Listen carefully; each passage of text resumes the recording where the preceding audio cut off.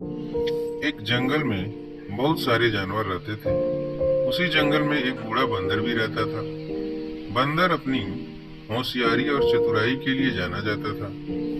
जंगल में जब किसी प्रकार की मुसीबत आती थी तो सभी जानवर अपनी समस्या का हल निकालने के लिए बंदर के पास ही जाते थे। उसी जंगल में एक बिल में एक खरगोश भी रहता था। एक बार खरगोश खाने की तलाश में कुछ दिनों के लिए बाहर चला गया, जिससे उसका घर खाली हो गया। खरगोश का बिल खाली देखकर एक खरगोशनी उस बिल में रहने लगी। कई दिनों बाद जब खरगोश वापस आया तो उसने देखा कि उसके बिल में एक खरगोशनी रह रही है। अपने बिल में खरगोशनी को रहता देख खरगोश को बहुत गुस्सा आया और खरगोश ने खरगोशनी से अपना बिल खाली करने के लिए कहा। किंतु खरगोशनी बोली, मैं यहाँ कई दिनों से रह रही हूँ और अब इस बिल पर मेरा अधिकार है। इस बिल को मैं किसी भी हालत में खाली नहीं करूंगी। खरगोशनी की बात सुनकर खरगोश बोला, तुम तो अभी कुछ दिन से ही रह रही हो इस बिल में। मैं तो यहाँ कई वर्षों से रह रहा हूँ। मैं कुछ दिनों के लिए बाहर चला गया था तो तुम मेरे बिल पर कब्जा करना चाहती हो। मैं ऐसा नहीं होने दूंगा। इस प्रकार दोनों में काफी वाद विवाद होने लगा और समस्या का हल ना निकलते देख खरगोश और खरगोशनी उस बूढ़े बंदर के पास गए और दोनों ने उसे अपनी अपनी समस्या बतलाई। बूढ़े बंदर ने दोनों को समझाने का बहुत प्रयत्न किया, किंतु दोनों अपनी बात से टस से मस नहीं हुए। दोनों ही बिल छोड़ने को तैयार नहीं थे। दोनों की बात सुनकर बूढ़े बंदर ने कहा, मैं बहुत देर से तुम्हारी बातें सुन रहा हूँ और मुझे लग रहा है कि तुम दोनों में से कोई भी इस बिल को खाली नहीं करेगा। अब तुम दोनों बड़े हो गए हो और तुम्हारी शादी की उम्र भी हो गई है। मेरे विचार से तुम दोनों के स्वभाव भी आपस में मिलते हैं, इसलिए तुम दोनों को आपस में शादी कर लेना चाहिए। इससे तुम दोनों को बिल भी खाली नहीं करना पड़ेगा और दोनों को इस बिल में अपना दावा भी नहीं छोड़ना पड़ेगा।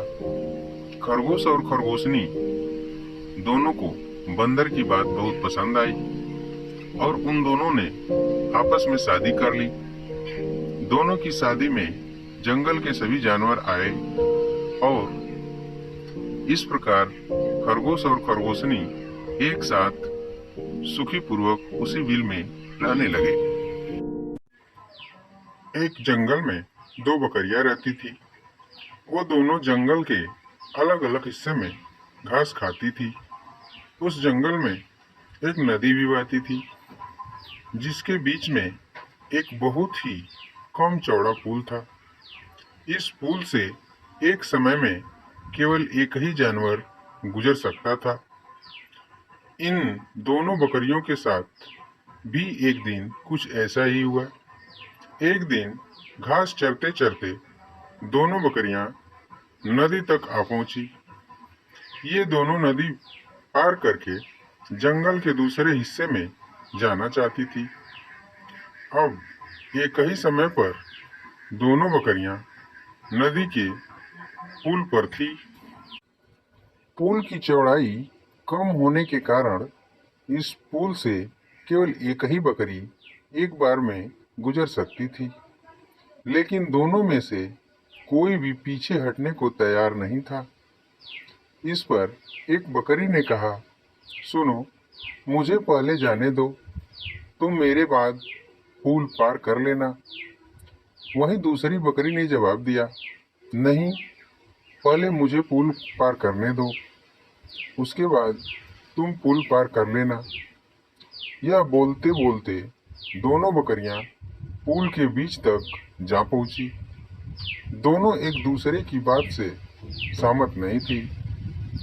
अब बकरियों के बीच तू तू मैं शुरू हो गई। पहली बकरी ने कहा, पहले पुल पर मैं आई थी, इसलिए पहले मैं पुल को पार करूंगी।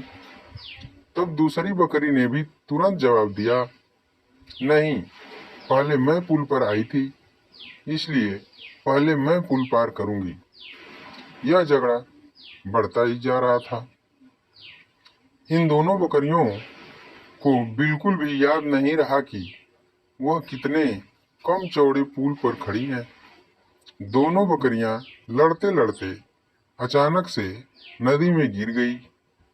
नदी बहुत गहरी थी और उसका बहाव भी तेज था, जिस कारण दोनों बकरियां उस नदी में बहकर मर गई।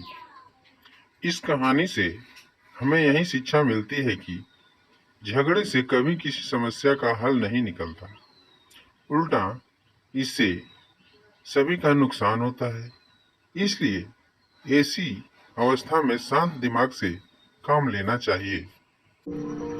एक चिड़िया का परिवार पेड़ पर घोंसला बनाकर मजे से रहता था।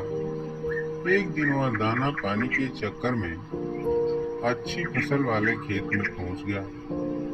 वहां खाने पीने की मौज से बड़ा ही खुश हुए।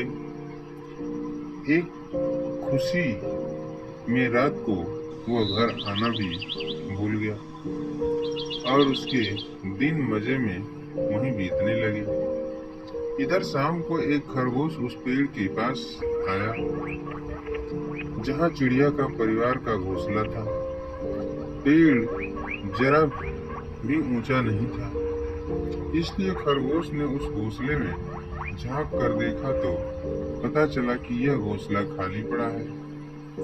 घोंसला अच्छा खासा बड़ा था, इतना कि वह उसमें खरगोश आराम से रह सकता था।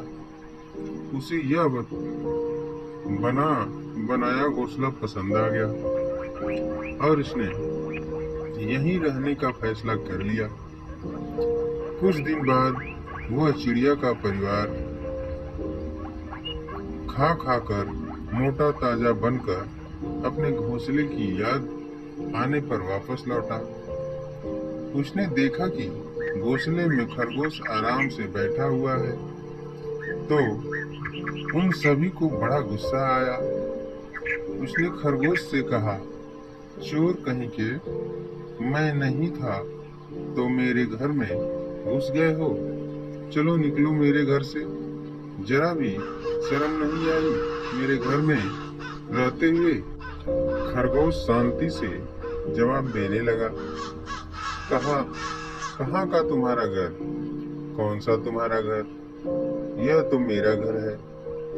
पागल हो गए हो तुम?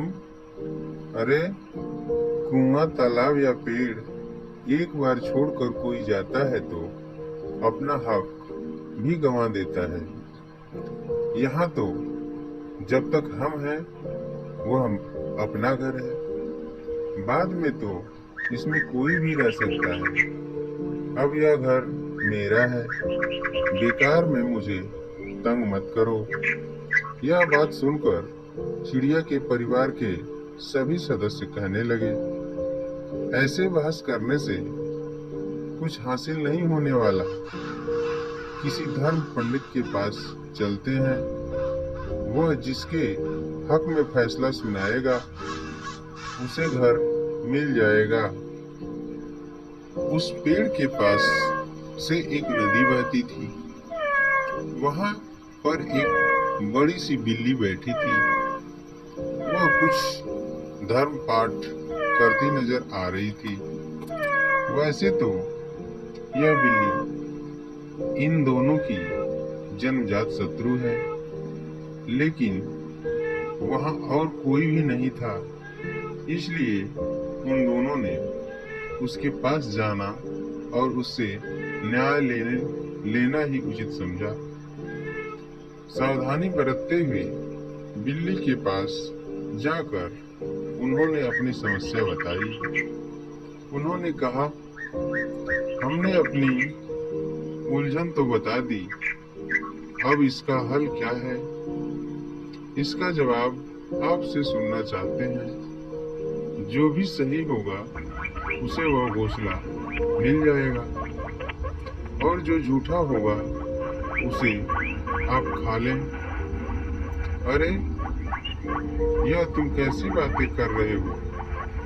हिंसा जैसा पाप नहीं इस दुनिया में। दूसरों को मारने वाला खुद नरक में जाता है।